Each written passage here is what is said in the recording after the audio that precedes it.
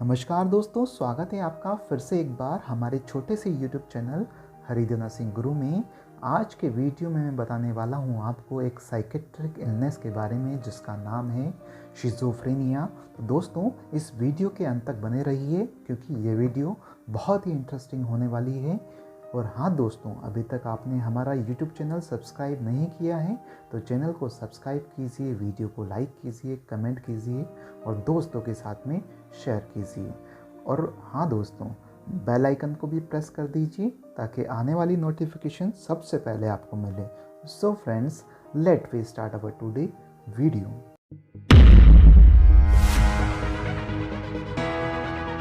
तो फ्रेंड्स, सबसे पहले आता है meaning of schizophrenia. So schizophrenia word comes from the Greek word which can be divide into two parts. First one is शिज़ो and the second is phrenia. तो शिज़ो means होता है फ्रेगमेंटेड, फ्रेनिया मीन्स माइंड। तो schizophrenia का means होता है fragmented mind और स्प्लिट माइंड। सो फ्रेगमेंटेड और स्प्लिट माइंड का मीन्स है उसका जो माइंड होगा वो रियलिटी से दूर रहेगा। वह व्यक्ति ये चीज़ नहीं बता सकता कि क्या चीज़ रियल है और क्या चीज़ अनरियल है। सो फ्रेगमेंटेड और स्प्लिट माइंड को हम एक एग्जाम्पल के थ्रू समझते हैं। जो भी व्यक्ति शिज़ोफ्रेनिया का है तो उसको हम एक पिक्चर देंगे, यानी कि एक तस्वीर देंगे देखने के लिए। जब वो व्यक्ति लेफ्ट आई से देखेगा तो वो इन्फॉर्मेशन ब्रेन के राइट साइड में जाएगी। अगर राइट आई से देख रहा है तो वो इन्फॉर्मेशन उस व्यक्ति के ब्रेन के लेफ्ट पार्ट में जाएगी। तो इसमें क्रॉस कनेक्शन होता है। तो ये क्रॉस कनेक्शन जो होता है ये इनहिबिट हो जाता है, यानी कि ख़त्म हो जाता है। यानी कि अगर राइट साइड से देख रहे हैं तो वो लेफ़्ट साइड में जाएगा तो वो इन्फॉर्मेशन वहाँ तक नहीं पहुँच पाएगी। अगर इन्फॉर्मेशन नहीं पहुँच पाएगी तो हम वो चीज़ कन्वे नहीं कर पाएंगे कि हमने क्या देखा है। तो इसी को फ्रेगमेंटेड माइंड या स्प्लिट माइंड कहा जाता है। तो फ्रेंड्स, नेक्स्ट आता है डेफिनेशन ऑफ शिज़ोफ्रेनिया। शिज़ोफ्रेनिया आखिर में होता क्या है? सो फ्रेंड्स, शिज़ोफ्रेनिया सीवियर होता है, कॉम्प्लेक्स होता है, यानी कि इसके अंदर इस प्रकार के सिम्टम्स देखे जा सकते हैं जो दूसरों को नुकसान पहुंचा सकते हैं एवं खुद को भी नुकसान पहुंचा सकते हैं। एवं साथ ही साथ शिज़ोफ्रेनिया एक प्रकार से साइकोटिक डिसऑर्डर है।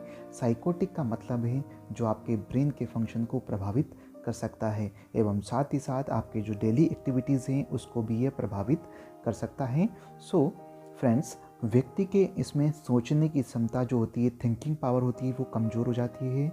जो उसकी फीलिंग्स होती हैं वो भी एबनॉर्मल हो जाती हैं एवं साथ ही साथ व्यक्ति का बिहेवियर डिसऑर्गेनाइज्ड या एबनॉर्मल देखने को मिल सकता है। एवं साथ ही साथ शिज़ोफ्रेनिया का जो मरीज़ होता है उसका स्प्लिट या फ्रेगमेंटेड माइंड होने की वजह से रियलिटी से दूर रहता है, यानी कि जो चीज़ें होती है सामने उसको वो अच्छे से परसीव नहीं कर पाता है कि क्या चीज़ रियल है और क्या चीज़ अनरियल है।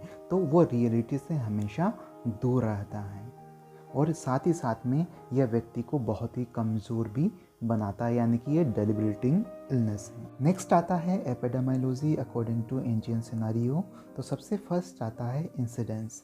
इंसिडेंस यानी कि न्यू केसेस ऑफ शिज़ोफ्रेनिया।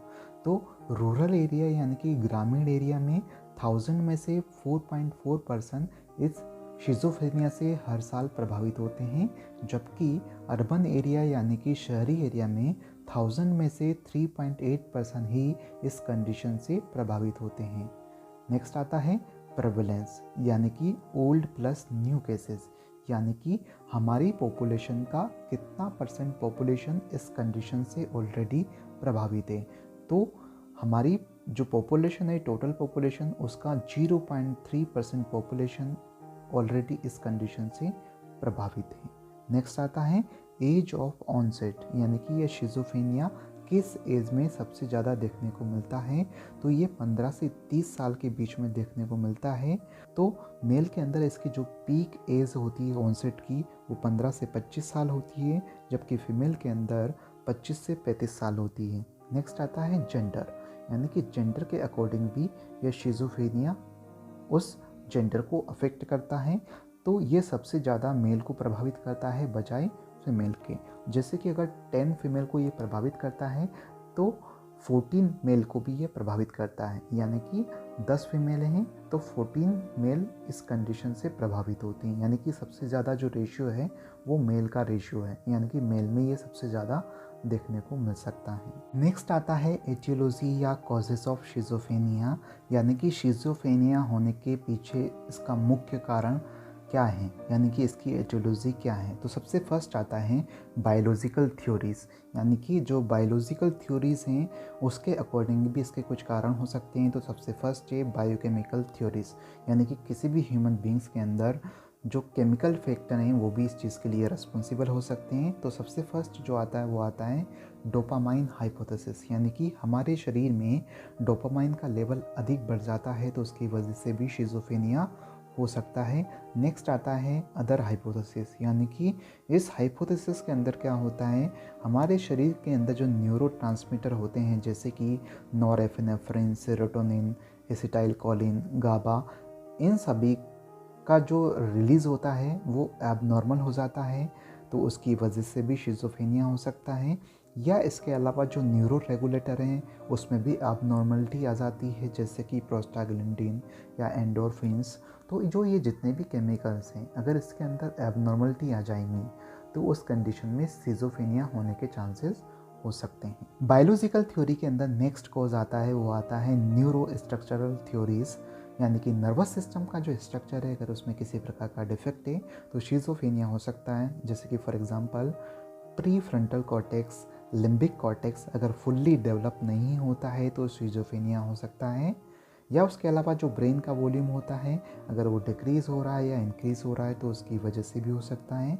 या इसके अलावा जो हमारी वेंट्रिकल्स होती हैं ब्रेन की, जैसे कि लेटरल वेंट्रिकल या थर्ड वेंट्रिकल, अगर इनकी साइज़ बढ़ जाती है यानी कि ये बड़ी हो जाती हैं तो उसकी वजह से भी शिज़ोफ्रेनिया हो सकता है।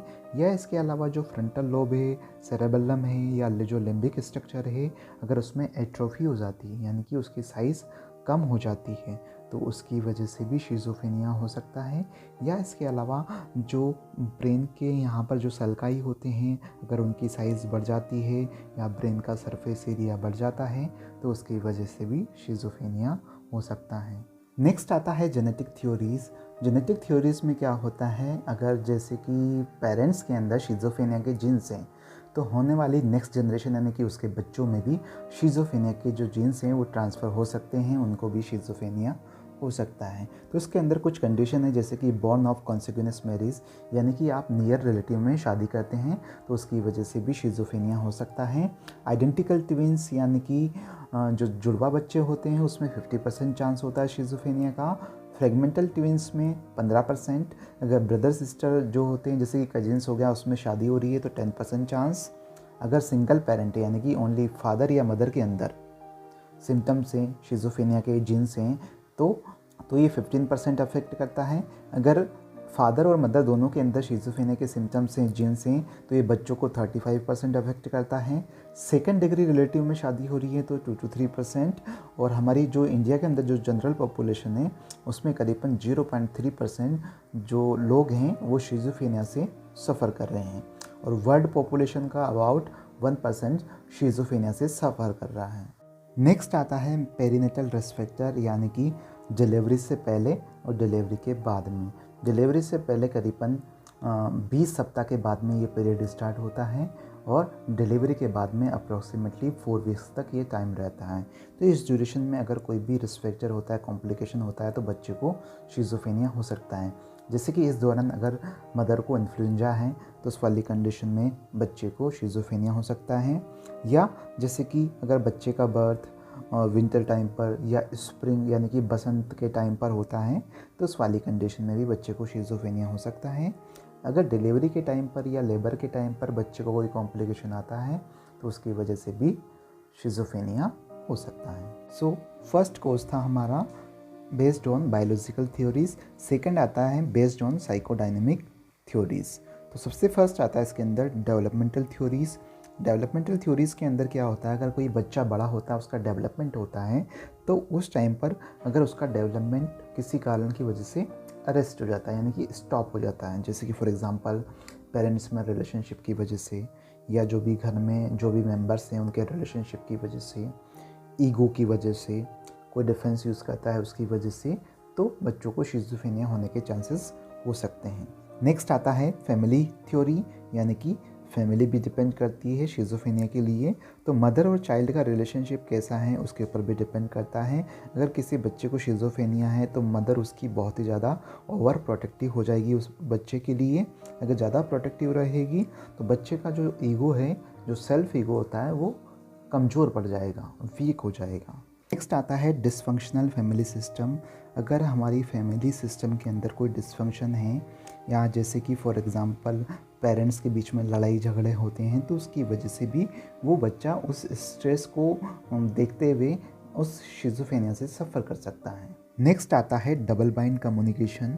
इस प्रकार का कम्युनिकेशन जिसमें पेरेंट्स सिंगल बच्चे को 2 मैसेज कन्वे करते हैं सिंगल टाइम में, तो जिसकी वजह से क्या होता है, उस बच्चे के अंदर कॉन्फ्लिक्ट्स क्रिएट होते हैं और कॉन्फ्लिक्ट्स की वजह से साइकोलॉजिकल रिएक्शन होने लगती है और बच्चे को शिज़ोफ्रेनिया होने के चांसेस हो सकते हैं। नेक्स्ट आता है स्ट्रेस वल्नरेबिलिटी मॉडल। इस प्रकार की कंडीशन में क्या हुआ, अगर किसी व्यक्ति के अंदर स्ट्रेस है तो स्ट्रेस बहुत ज़्यादा सीवियर होने की वजह से क्या होगा, वो किसी भी कंडीशन से कोप नहीं कर पाएगा, यानी कि किसी भी परिस्थिति का सामना अच्छे से नहीं कर पाएगा।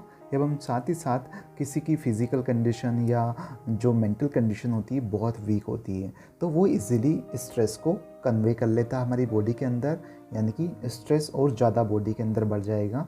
तो इस प्रकार की कंडीशन में क्या हुआ, स्ट्रेस की वजह से जो कोपिंग स्किल्स है वो कमज़ोर पड़ जाएगी, हमारी जो फिज़िकल मेंटल कंडीशन है वो वीक हो जाएगी, तो जिसकी वजह से क्या होगा, साइकोलॉजिकल रिएक्शन होगी और सिम्टम्स दिख सकते हैं शिज़ोफ्रेनिया के। नेक्स्ट आता है सोशल फैक्टर्स, यानी कि सोशल फैक्टर की वजह से भी शिज़ोफ्रेनिया होने के चांसेस हो सकते हैं।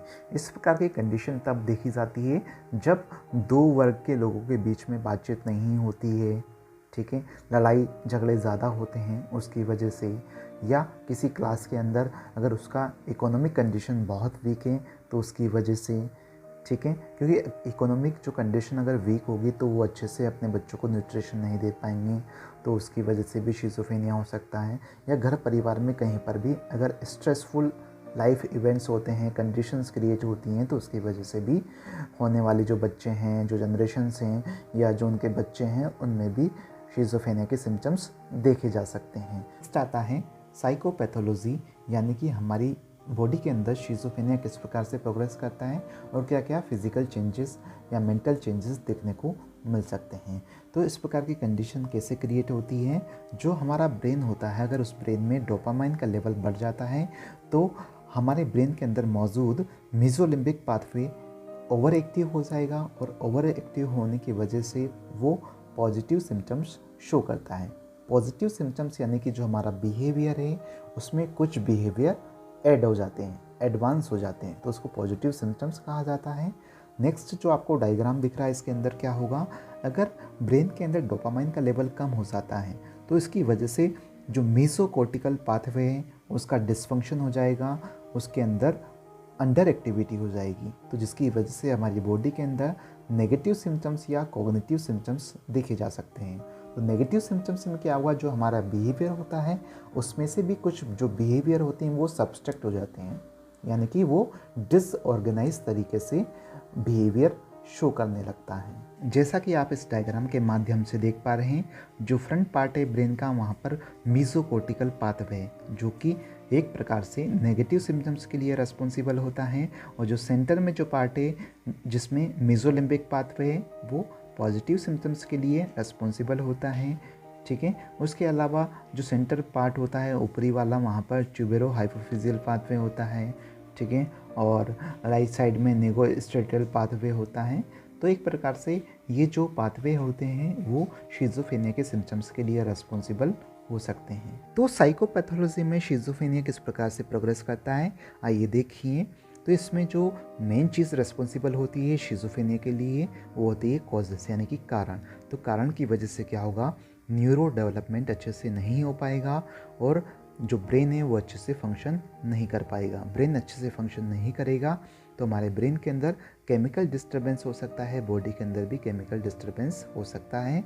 तो इसके अंदर 3 कंडीशन क्रिएट होती हैं। फर्स्ट होती है डोपामाइन की, सेकंड होती है 5-HT यानी कि 5 हाइड्रोक्सी ट्रिप्टामाइन, थर्ड होती है ग्लूटामेट वाली। से फर्स्ट कंडीशन आती है डोपामाइन की, जिसमें क्या देखा जाता है, जो मेसोलिम्बिक पाथवे उसमें डोपामाइन की हाइपर एक्टिविटी देखी जाती है, जिसकी वजह से हमारी बॉडी के अंदर पॉजिटिव सिम्टम्स देखने को मिलते हैं, जबकि मेसोकोर्टिकल पाथवे में डोपामाइन की हाइपो एक्टिविटी देखी जाती है, जिसकी वजह से हमारी बॉडी में नेगेटिव सिम्टम्स देखे जाते हैं। सेकेंड कंडीशन आती है 5-HT यानी कि 5-हाइड्रोक्सीट्रिप्टामाइन, जिसका दूसरा नाम है सीरोटोनर्जिक रिसेप्टर्स। तो इस प्रकार की कंडीशन में क्या होगा, सीरोटोनर्जिक रिसेप्टर का स्टिमुलेशन होगा, जिसकी वजह से डोपामाइन का रिलीज़ भी कम होगा, और डोपामाइन का रिलीज़ कम होगा तो ये प्रीफ्रंटल कॉर्टेक्स अथवा मेसोकोर्टिकल पाथवे को अफेक्ट करता है, जिसकी वजह से हमारी बॉडी में नेगेटिव सिम्टम्स देखे जा सकते हैं। इस कंडीशन आती है ग्लूटामेट की। तो ग्लूटामेट की वजह से क्या होगा, जो NMDA रिसेप्टर है उसका हाइपो फंक्शन हो जाएगा। NMDA यानी कि N methyl D aspartate receptor, तो इसका हाइपो फंक्शन होगा। हाइपो फंक्शन की वजह से क्या होगा, मेसोलिम्बिक जो पाथवे है वहाँ पर डोपामाइन की हाइपर एक्टिविटी देखी जाएगी, जिसकी वजह से पॉजिटिव सिम्टम्स देखने को मिलते हैं, जबकि मेसोकोर्टिकल पाथवे में डोपामाइन का हाइपो फंक्शन देखा जाता है, जिसकी वजह से हमारी बॉडी में नेगेटिव सिम्टम्स देखने को मिल सकते हैं। तो दोस्तों, आज हमने हमारे वीडियो में जाना कि शिज़ोफ्रेनिया क्या होता है, क्या इसके कारण होते हैं, क्या एपिडेमियोलॉजी होती है, एवं ये शिज़ोफ्रेनिया किस प्रकार से प्रोग्रेस करता है, यानी कि साइकोपैथोलॉजी के बारे में। तो हम आने वाले वीडियो में जानेंगे कि शिज़ोफ्रेनिया के टाइप्स क्या होते हैं, क्या साइन सिम्टम्स देखे जा सकते हैं, क्या जांचें करवाई जाती है, एवं इसका क्या ट्रीटमेंट है। तो दोस्तों, आने वाले वीडियो का लिंक आप डिस्क्रिप्शन में जाकर देख सकते हैं, एवं आई बटन में भी जाकर देख सकते हैं। Thank you so much.